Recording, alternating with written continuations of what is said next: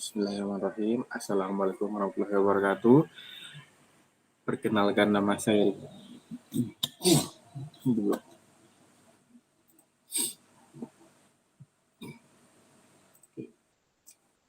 Bismillahirrahmanirrahim. Assalamualaikum warahmatullahi wabarakatuh. Perkenalkan nama saya Riko dengan NIM D101 1211087. Yang terhormat Ibu Dr. Elsa Trimukti STMT selaku pembimbing utama. Yang terhormat Ibu Dr. Etri Sulandari STMT selaku dosen pembimbing kedua. Yang terhormat Ibu Sumiyatina STMT IPM selaku dosen penguji utama. Dan yang terhormat dosen penguji kedua yaitu Ibu Yanti Oktaviana STMT.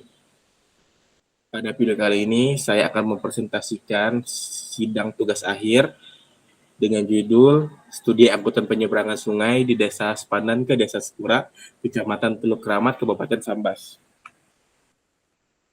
Yang pertama adalah bab 1, latar belakang masalah. Sungai Bantanan memisahkan Desa Sepandan, Sekura, dan Desa Serabe. Desa Sekura jadi pusat aktivitas masyarakat Kecamatan Teluk Kramat. Terdapat 2 jalur untuk menuju ke Desa Sekura, yaitu menggunakan jembatan dengan waktu 30 menit dan menggunakan motor air 10 menit. Khusus untuk pejalan kaki dan roda 2. Kendaraan roda 4 hanya menggunakan jalur darat. Selanjutnya adalah terdapat jam sibuk, kerusakan dermaga, dan risiko keselamatan. Rumusan masalah. Yang pertama adalah bagaimana karakteristik pengguna dan angkutan motor air pada penyeberangan sungai di Sungai Bantanan. Yang kedua adalah berapa kebutuhan optimal angkutan motor air pada penyeberangan sungai di Sungai Bantanan. Yang ketiga, bagaimana tingkat kepuasan pengguna angkutan motor air terhadap kinerja angkutan.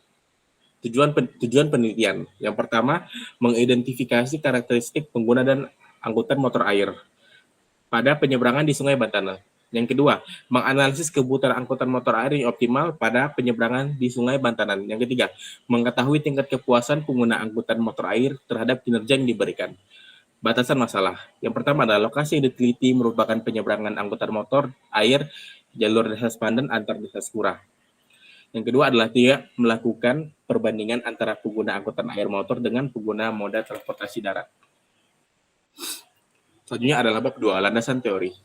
Pengertian sungai. Menurut Peraturan Permen PUPR nomor 26 PRTM 2015 tentang pengalihan alur sungai dan atau pemanfaatan ruas bekas sungai, sungai adalah saluran alami atau buatan yang berfungsi sebagai jalur aliran air lengkap dengan air yang mengalir di dalamnya, yang membentang dari hulu hingga ke muara dan dibatasi oleh garis sepadan di kedua sisinya. Yang kedua adalah angkutan sungai. Angkutan sungai merupakan sarana transportasi yang memanfaatkan aliran sungai, danau, atau saluran air lainnya untuk membawa barang dan penumpang. Sistem operasionalnya diatur oleh sejumlah peraturan di Indonesia seperti Peraturan Pemerintah Nomor 38 Tahun 2011 yang mengatur pengelolaan sungai dan Undang-Undang Nomor 17 Tahun 2008 mengenai pelayaran. Jadi transportasi ini termasuk dalam kategori transportasi air melibatkan kapal atau feri yang beroperasi di perairan tertentu seperti sungai dan sungai besar yang ada di Indonesia. Yang ketiga adalah bab 3, metode penelitian. Lokasi penelitian terdapat di Sungai Bantanan, tepatnya penyeberangan rute Desa Sepandan ke Desa Sekura yang berada di Kecamatan Teluk Kramat, Kabupaten Sambas. Lokasi yang ditinjau adalah dermaga penyeberangan yang terdapat di 2 titik yang mana penyeberangan tersebut menggunakan angkutan sungai berupa motor air. Berikut adalah gambarnya. Selanjutnya adalah sumber data yang terbagi menjadi 2, yaitu data primer dan data sekunder. Data primer terdiri atas data kondisi existing titik penyeberangan, data karakteristik pengguna jasa angkutan motor, data karakteristik angkutan motor, data jumlah penumpang angkutan motor air di titik penyeberangan. Data sekunder adalah peta Kabupaten Sambas dan layout lokasi penelitian. Selanjutnya adalah bab 4, hasil penelitian dan pembahasan. Berikut adalah hasil survei pengguna angkutan motor air pada hari Rabu, tanggal 16 April 2025. Yang tepatnya adalah di Dermaga Tanjung Harapan dan Dermaga Sekura. Selanjutnya adalah hari Kamis, 17 April 2025. Selanjutnya adalah hari Sabtu, tanggal 19 April 2025. Dan yang terakhir, hari Minggu, tanggal 20 April 2025. Berikut adalah karakteristik angkutan motor yang ditinjau. Yang pertama dari aspek kelembagaan dan perizinan. Setelah disurvei, terdapat 42 unit perahu yang berizin resmi yang dikelola oleh CV Giat, CV Tanjung Harapan Utama, CV Koperasi Sarimira, CV Koperasi Bakti Usada. Kedua adalah dari segi operasional. Angkutan ini beroperasi 24 jam menyesuaikan kebutuhan. Kapasitasnya antara 3 sampai 4 sepeda motor dan 8 sampai 14 orang untuk penumpang. Tarif dari angkutan ini adalah sebesar 10.000 per motor dan 2.000 per orang. Untuk waktu sibuknya biasa terjadi pada pagi dan siang hari dengan muatan penuh yaitu 4 motor. Dan untuk waktu sepinya waktunya adalah sore hari, muatannya berkurang, yang tepatnya adalah 3 buah motor. Yang pertama saja adalah menggunakan mesin tempel merkuri yang andal, seperti gambar di samping. Selanjutnya adalah keuangan dan asuransi. Asuransi yang terdapat yang digunakan angkutan ini adalah asuransi jasa rahaja yang mana pengemudi motor air membayar 60.000 per bulan. Selanjutnya adalah pajak dispenda yang dibayar oleh si pengemudi motor air saat beroperasi. Dan asuransi yang diberikan jasa raja adalah asuransi berupa asuransi jiwa, dan apabila terdapat kerusakan barang penumpang yang akan ditanggung oleh pengemudi motor airnya. Berikut adalah gambarnya. Yang pertama adalah gambar mesin motor air, yang kedua adalah asuransi yang dinaungi jasa raja, dan yang ketiga adalah gambar proses muat penumpang dan motor. Berikut adalah karakteristik pengguna angkutan motor air. Yang pertama adalah berdasarkan jenis kelamin. Ada terdapat dua, yaitu laki-laki dan perempuan. Untuk persentasenya dapat dilihat di presentasi berikut. Yang kedua adalah karakteristik berdasarkan usia yang terbagi atas dari 15 tahun, rentang 15 tahun sampai 25 tahun, rentang 26 tahun sampai 35 tahun, 36 tahun sampai 45 tahun, dan lebih dari 45 tahun. Dapat dilihat persentasenya dan jumlah respondennya. Selanjutnya adalah karakteristik pengguna angkutan motor air berdasarkan jenis pekerjaan. Beragam macam pekerjaan yang ada yang digunakan, yang dilakukan oleh responden, dari guru, IRT, mahasiswa, tenaga kesehatan, pedagang, dan lain-lain. Dan berikut adalah dapat dilihat tabelnya. Selanjutnya ada karakteristik pengguna angkutan motor air berdasarkan gaji, dari rentang gaji 1 juta, antara 1 juta sampai 3 juta, dan lebih dari 3 juta. Selanjutnya adalah karakteristik pengguna angkutan motor air berdasarkan hasil perjalanan, berbagai macam asal perjalanan dari responden. Yang pertama antara lain Desa Durian, Karti, Kartiasa, Kubung, Sambas, dan Sebagu untuk dermaga Tanjung Harapan. Untuk asal perjalanannya yang dari Desa Sepura, dermaga Sepura adalah Mensungai, Paloh, Pimpinan, Sadayan, Sebadi, dan Sepura. Selanjutnya adalah karakteristik pengguna angkutan motor air berdasarkan tujuan perjalanan. Dapat dilihat di sini untuk tujuan perjalanannya yang di Tanjung Harapan menuju ke Desa Mensungai, Palu, Sedayu, Sepura, Semata, Sepaempat, dan Temajuk. Dan untuk yang dari Desa Dermaga Sepura banyak menuju ke Sambas, antara Sambas, Pontianak, dan Pandan. Sisanya seperti Desa Durian, Galing, Karti, Kubung, Tebas, Selumar, dan masih banyak lagi. Selanjutnya adalah karakteristik pengguna angkutan motor berdasarkan tujuan kegiatan yang terbagi menjadi ekonomi, kesehatan, pendidikan, sosial, dan dapat dilihat di tabel tersebut.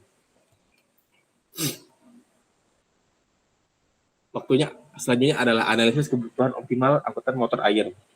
Pertama, analisis kebutuhan optimal motor air berdasarkan data penumpang pada hari kerja. Setelah disurvei pada hari Rabu dan Kamis selama 9 jam,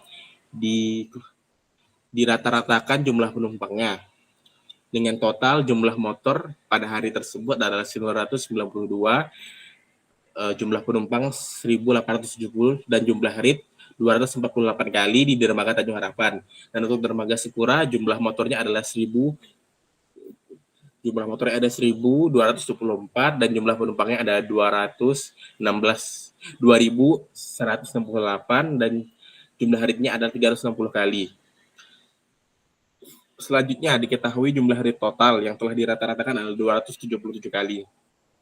Lalu jumlah motor air yang beroperasi adalah 40 buah, kapasitas per rit adalah 10 orang ditambah dengan 4 motor. Habis setelah itu jumlah total penumpang adalah yang didaftarkan adalah 2.019 jiwa dan jumlah motor yang terdaftarkan adalah 1.108 buah dan waktu operasi adalah selama 9 jam. Selanjutnya akan dilakukan perhitungan sebagai berikut. Yang pertama adalah menghitung kapasitas total, dengan kapasitas totalnya adalah di jumlah rit dikali kapasitas motor air, yang yaitu didapat 2.770 tumpang. Lalu menghitung load factor didapat 73%, lalu menghitung frekuensi didapat 31 rit per jam, lalu menghitung headway didapat 1,95 menit, menghitung rit per motor air sebanyak 7 kali, menghitung waktu tunggu selama 0,97 menit, dan menghitung kebutuhan optimal dan didapat 29 buah. Berdasarkan analisis tersebut, bahwa kebutuhan optimal angkutan motor air pada hari kerja adalah sebanyak 29 buah, maka diperlukan pengurangan sebanyak 13 motor air. Selanjutnya adalah analisis kebutuhan optimal motor berdasarkan data penumpang pada hari libur. Setelah didapatkan datanya, dilakukan perhitungan yang sama. Maka hasil akhirnya adalah 32 buah motor air. Maka dari tersebut diperlukan pengurangan sebanyak 10 buah motor air agar optimal. Selanjutnya adalah uji validitas dan uji reliabilitas atribut pertanyaan. Berikut adalah atribut pertanyaannya sebanyak 8 butir pertanyaan yang menjelaskan tentang aksesibilitas, waktu tempuh, ketersediaan, kemudahan transaksi, keandalan, keamanan, informasi, dan manfaat ekonomi. Dilakukan penyebaran kuesioner kepada 200 responden yang terdiri dari pengguna jasa angkutan motor air yang di 2 titik penyeberangannya, yaitu Dermaga Tanjung Harapan dan Dermaga Sekura. Berikut adalah hasil uji validitas dan uji reliabilitas atribut pertanyaan. Yang pertama adalah kita harus melakukan rekapitulasi kuesioner tingkat kependidikan dan tingkat kinerja di Dermaga Tanjung Harapan dan Dermaga Sekura. Proses ini menggunakan bantuan aplikasi lunak perangkat yaitu Microsoft Excel serta aplikasi SPSS atau Statistical Page for the Social Science versi 25.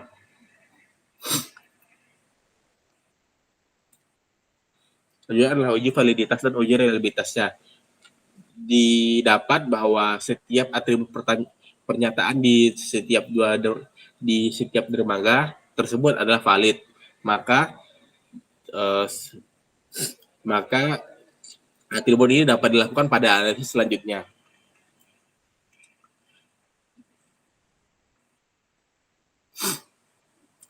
Yaitu analisis IPA. Yang pertama adalah menghitung skor total, yaitu dengan menjumlahkan setiap hasil atribut kuesioner yang terdapat di dua dermaga, ya, dan direkapitulasi. Berikut adalah rekapitulasinya yang terdiri dari dua tabel yaitu untuk Dermaga Tanjung Harapan dan Dermaga Sekura. Selanjutnya ada analisis important dan performa analisis. Setelah menghitung skor total, maka skor total tadi dimasukkan ke dalam diagram matrisis untuk menentukan letak kuadrannya, dan dapat dilihat bahwa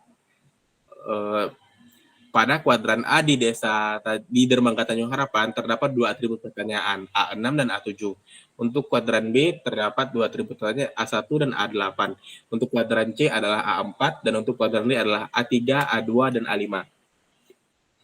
Untuk Dermaga Sekura di kuadran A terdapat A3 dengan A7 serta A4. Untuk kuadran B ada A6, A1 dan A2. Untuk kuadran C ada A4, A8 dan untuk kuadran D ada A2, A5. Selanjutnya ada analisis. Berikut adalah rekapitulasi dari setiap kuadran.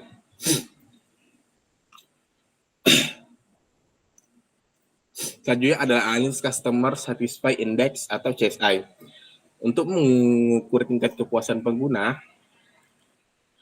maka dilakukan analisis menggunakan Customer Satisfaction Index.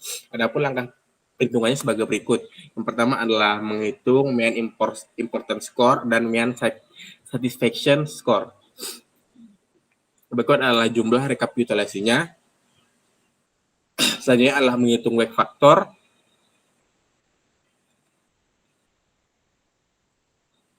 Selanjutnya adalah menghitung wake score. Yang terakhir adalah menghitung nilai customer satisfaction index, dan didapat untuk hasilnya adalah 85% dan 84%. 85% untuk dermaga Tanjung Harapan dan 84% adalah untuk dermaga Sekura. Berdasarkan tabel indeks CSI bahwa dermaga ini menurut responden adalah sangat puas. Berikutnya adalah analisis deskripsi kuantitatif. Pada analisis ini, peneliti akan menjabarkan dan menjelaskan kondisi ekosistem pada penyeberangan sungai di masing-masing dermaga yang mengacu pada atribut dan dari hasil analisis metode important dan performance analisis yang termasuk pada kuadran A. Yang pertama adalah dermaga Tanjung Harapan. Terdapat dua atribut pertanyaan yang masuk ke dalam kuadran A. Yang pertama A6, yaitu keamanan saat menggunakan angkutan. Permasalahannya adalah jumlah pelampung yang tidak memadai, kerusakan badan perahu, minimnya penerangan malam, dan tidak ada asuransi barang, dan kurangnya prosedur keselamatan. Untuk solusinya, yang pertama adalah pengadaan pelampung ring-ringan dan kompak. Yang kedua adalah pemasangan rambu dan infografis keselamatan sederhana.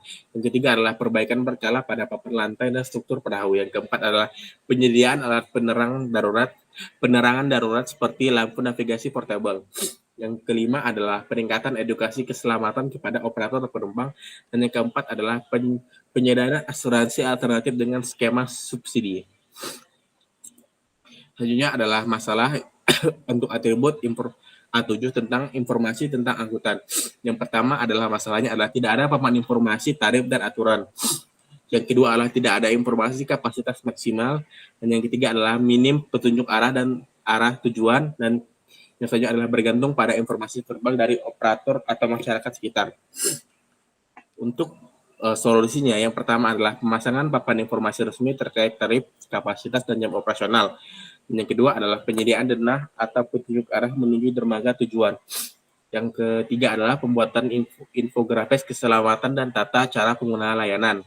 Yang keempat adalah digitalisasi informasi melalui kode QR yang diarahkan ke laman daring. Selanjutnya adalah dermaga Sekura. Untuk dermaga Sekura sendiri terdapat 3 atribut pertanyaannya masuk ke dalam kuadran A. Yang pertama adalah ketersediaan angkutan. Untuk masalahnya tidak ada sistem jadwal keberangkatan yang terstruktur. Yang kedua, fleksibilitas penuh jam operasi oleh pengemudi. Dan ketiga adalah antrian pagi hari menyebabkan ketidaknyamanan. Untuk solusinya, yang pertama adalah penyusunan jadwal minimal untuk jam sibuk. Yang kedua adalah peningkatan koordinasi antar pengemudi melalui grup komunikasi terpadu. Yang ketiga adalah monitoring dan evaluasi antrian secara berkala. Selanjutnya adalah atribut A4, kemudahan transaksi. Sistem pembayaran untuk masalahnya adalah antara lain sistem pembayaran tidak terpadu, tidak ada bukti pembayaran resmi. Selanjutnya adalah baiklah, selanjutnya adalah atribut A4 tentang kemudahan transaksi. Sistem masalah yang terdapat pada atribut ini adalah yang pertama adalah sistem pembayaran tidak terpadu, yang kedua adalah tidak ada bukti pembayaran resmi, dan yang ketiga tarif tidak pasti, yang keempat adalah rendahnya literasi digital. Untuk solusi permasalahan tersebut adalah yang pertama, standarisasi sistem karcis atau tiket bagi seluruh armada. Yang kedua, penerapan sistem loket terpadu. Yang ketiga, penyusunan regulasi tarif dan pencetakan tiket resmi. Dan yang keempat, edukasi dan sosialisasi kepada pengemudi mengenai pentingnya karcis. Dan yang kelima, pengembangan opsi pembayaran digital jangka panjang. Selanjutnya adalah atribut A7 tentang informasi tentang angkutan. Masalah yang pertama adalah tidak ada petunjuk atau rambu arah menuju dermaga. Yang kedua adalah informasi tarif usang dan belum diperbarui. Yang ketiga adalah surat edaran dari Dinas Perhubungan tidak tampil informatif. Yang keempat adalah tidak ada peta dana atau infografis layanan. Untuk solusinya adalah yang pertama adalah pemasangan rambu dan petunjuk arah menuju dermaga. Yang kedua adalah pembawaan informasi tarif secara berkala, dan penempatan di papan pengumuman. Yang ketiga adalah penempatan ulang dan perbaikan tampilan surat edaran resmi. Yang kelima adalah pengembangan media informasi tambahan seperti peta dan infografis layanan. Yang terakhir adalah digitalisasi informasi dasar melalui media sosial atau QR code. Selanjutnya adalah pengaruh jembatan Sungai Sambas Besar terhadap beroperasinya penyeberangan angkutan sungai ini.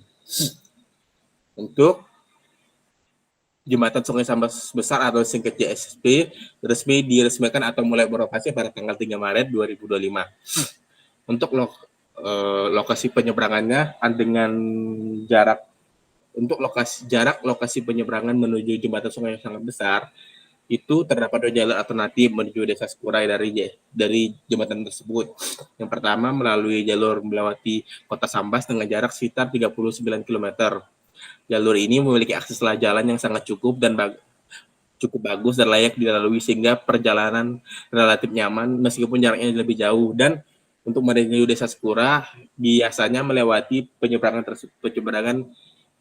yang ditinjau. Selanjutnya adalah melalui Kecamatan Tekarang dengan jarak 33 km. Meskipun jaraknya lebih dekat, namun kondisi jalan pada jalur ini cukup rusak dan kurang nyaman dilalui, sehingga dapat mempengaruhi minat masyarakat untuk menggunakan jalur ini secara maksimal. Kondisi tersebut menjadi bahan pertimbangan dalam aspek perubahan pola perjalanan masyarakat. Meskipun jembatan sudah beroperasi, pilihan jalur yang tersedia dan kualitas jalan tentu akan menjadi faktor penting dalam menentukan perihal moda transportasi dan penyeberangan motor air ke jalur darat. Untuk pengaruh personal jembatannya sendiri yang nampak adalah menurut pengemudi motor air di penyeberangan Desa Sepadan ke Desa Sekura, pengaruh jembatan sudah terasa sangat signifikan. Yang paling nampak adalah terlihat dari momen Lebaran dan libur nasional. Maksudnya, sebelum jembatan beroperasi, antrian pengguna angkutan sangat panjang dan saat Lebaran pada tahun sebelumnya. Bahkan pernah menyebabkan kemacetan cukup parah. Untuk sesudah jembatannya beroperasi, antrian jauh berkurang. Lalu lintas lancar, tidak menyebabkan kemacetan yang panjang. Pengguna motor air hanya didominasi oleh penumpang lokal atau pengguna yang memiliki tujuan khusus. Yang terakhir adalah kesimpulan. Berdasarkan hasil penelitian dan pembahasan pada bab 4, berikut adalah kesimpulannya. Yang pertama adalah dominasi pengguna usia muda dan berstatus pelajar atau pekerja penggunaan layanan penyeberangan motor air di kedua dermaga didominasi oleh kelompok usia muda. Di dermaga Tanjung Harapan, mayoritas responden merupakan pelajar dan mahasiswa, sedangkan di dermaga Sekura didominasi oleh pekerja formal dan mahasiswa. Selanjutnya adalah perbedaan karakteristik pengguna antar dermaga. Terdapat perbedaan karakteristik pengguna antar kedua dermaga, khususnya dalam hal jenis kelamin dan tingkat pendapatan. Dermaga Tanjung Harapan didominasi oleh pengguna berjenis kelamin perempuan dengan penghasilan rendah, sementara dermaga Sekura memiliki komposisi gender yang relatif seimbang serta didominasi oleh pengguna berpenghasilan menengah ke bawah. Maksudnya adalah kebutuhan optimal unit motor air. Hasil analisis menunjukkan bahwa kebutuhan optimal unit motor air pada hari kerja sebanyak 29 unit, yang berarti diperlukan 13 unit pengurangan, dan untuk kebutuhan optimal pada hari libur adalah 32 unit, sehingga diperlukan pengurangan sebanyak 10 unit. Selanjutnya adalah tingkat kepuasan pengguna yang sangat tinggi berdasarkan perhitungan Customer Satisfaction Index atau CSI. Untuk di dermaga Tanjung Harapan mencapai 85%, sedangkan di dermaga Sekura adalah 84%. Nilai tersebut termasuk dalam kategori sangat puas. Saja adalah prioritas peningkatan layanan di dermaga Tanjung Harapan terdapat di kuadran A, antara lain adalah atribut A6 dan A7, yang karena memiliki tingkat kepentingan yang tinggi namun dengan kinerja yang rendah. Masalah aspek keamanan yaitu meliputi kondisi badan perahu yang rusak, pencahayaan malam yang minim, ketidakadaan asuransi barang, serta kurangnya prosedur keselamatan. Hanya adalah untuk di dermaga Sekura, prioritas peningkatan utama layanannya adalah kuadran A, yaitu informasi terisian A3, A4, dan A7, yang masing-masing adalah ketersediaan angkutan, kemudian transaksi, dan informasi angkutan. Masalah yang umumnya adalah mencakupnya tidak ada jadwal terstruktur pada jam-jam sibuk, sehingga menimbulkan antrian, kemudahan transaksi, tidak ada sistem pembayaran, baik karena banyak pengguna tidak memperoleh karcis dan ketidakpastian tarif dan informasi angkutan dinilai kurang karena tidak terdapat rambu atau petunjuk arah permanen. Informasi tarif yang rusak dan minimnya visual pendukung lainnya. Berikut daftar pustaka.